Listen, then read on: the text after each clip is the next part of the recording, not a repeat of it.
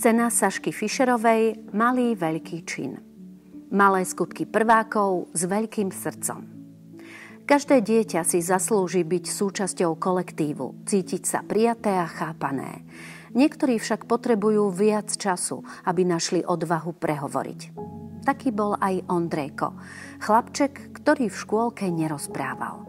Deti si mysleli, že slová mu unikajú, že ich nepozná, nevie rozprávať. Keď nastúpil do školy, začal sa cítiť medzi spolužiakmi istejšie. Hoci stále močal, jeho strach pomaly ustupoval. Jedného obyčajného školského dňa sa však stalo niečo výnimočné. Počas prestávky si deti skladali slabiky na koberci.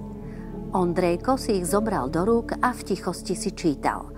Vtedy sa spolužiačka Magduška naklonila k nemu a ukázala mu jednu slabiku. Ondrejko, čo je toto? Veselo sa spýtala. V tej chvíli sa stalo niečo neuveriteľné.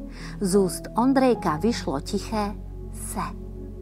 Deti zamrzli od prekvapenia a ešte viac spozornili. Neverili vlastným uškám. Janko, Matví, všetci sa pridali a ukazovali mu ďalšie slabiky.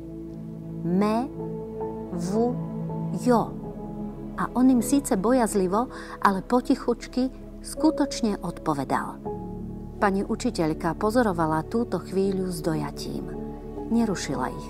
Pomaličky sa k ním približovala a iba počúvala. Slzy jej stekali po lícach, ale boli to slzy radosti a šťastia. V ten deň deti pochopili, že ich spolužiak rozpráva, len potrebuje viac času, odvahy a podpory. Pomohli mu tak, ako len deti vedia. Spontánne, s láskou a bez očakávania. A práve o tom je detský čin roka. O sile malých skutkov, ktoré menia životy. Stačí málo a predsa je to niečo obrovské. Tak ako to urobili spolužiaci Ondrejka. Bez veľkých slov, ale s veľkým srdcom. List napísala magistra Ľuba Balajová, pedagogička, triedna učiteľka aktérov skutku. Skutok vykonali Magda Petrová, Ján Martiška, Matví Skripka v školskom roku 2024-2025, žiaci 1. A triedy, základná škola s materskou školou Jána Lipského, Trenčianske Stankovce 405.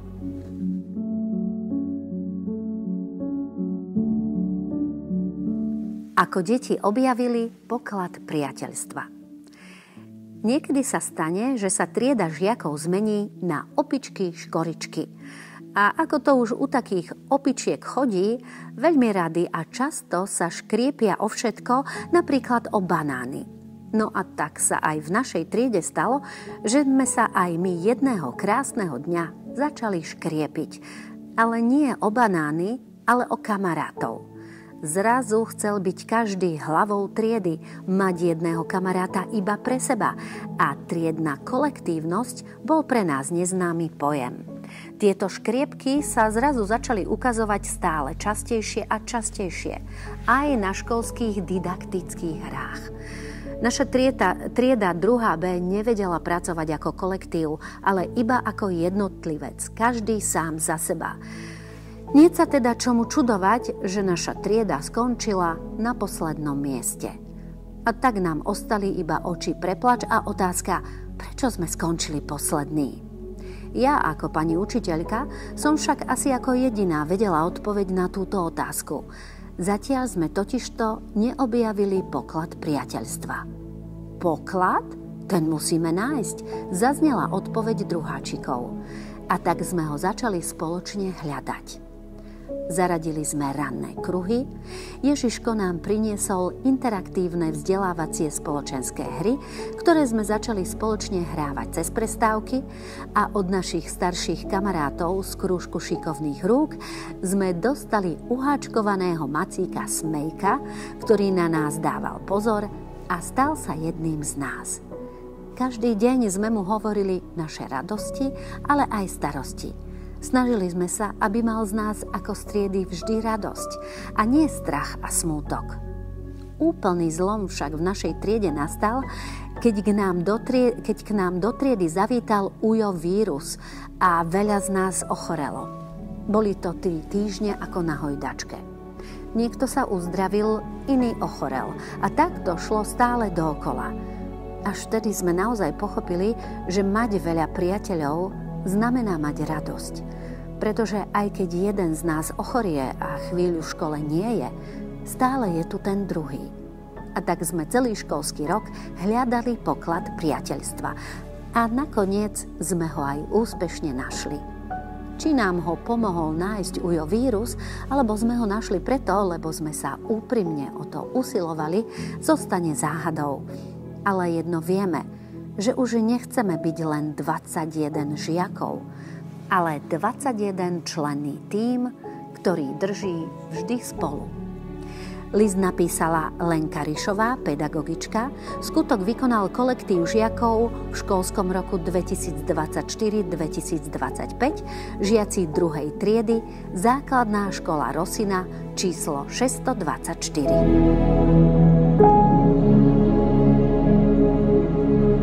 Dominik poslal mladšiemu bratovi stavebnicu Lego do nemocnice.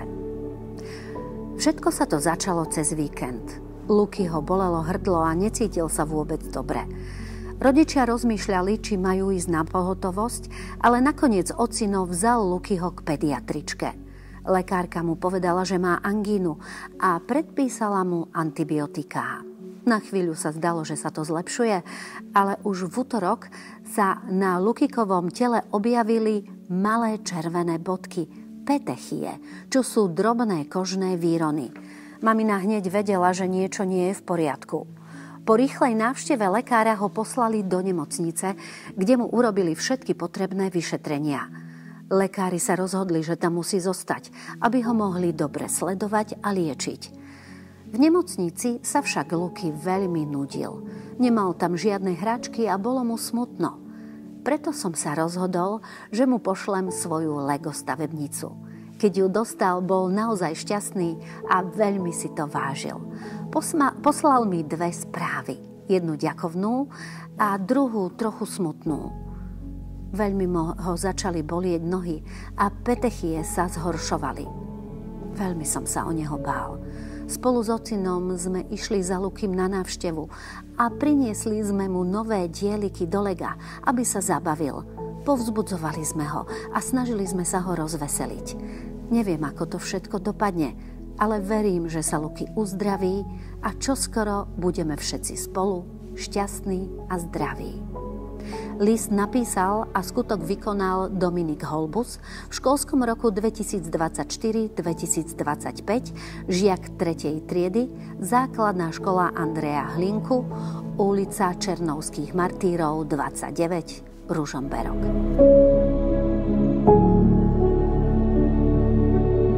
Jeden za všetkých, všetci za jedného. V našej triede sa stretávajú výborní športovci, nadaní matematici, talentovaní hudobníci, ale aj šikovní jazykári.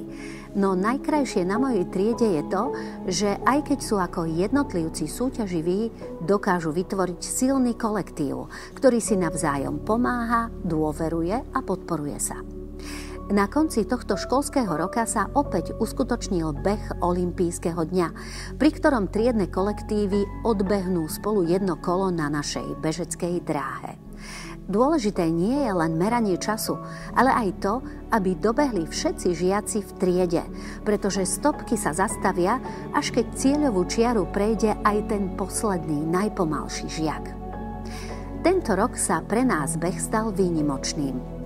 Moji úosmaci štartovali ako predposlední a s napätím sledovali, ako bežia ostatné triedy. Naša trieda má jedného žiaka, Alexa, ktorý nepatrí medzi najrýchlejších. Jeho telesná schránka mu nedovoľuje dosahovať excelentné športové výkony, avšak jeho odhodlanie a chuť zúčastniť sa sú obdivuhodné. Nikdy sa nevyhovára na svoju nadváhu a vždy sa snaží podať maximálny výkon.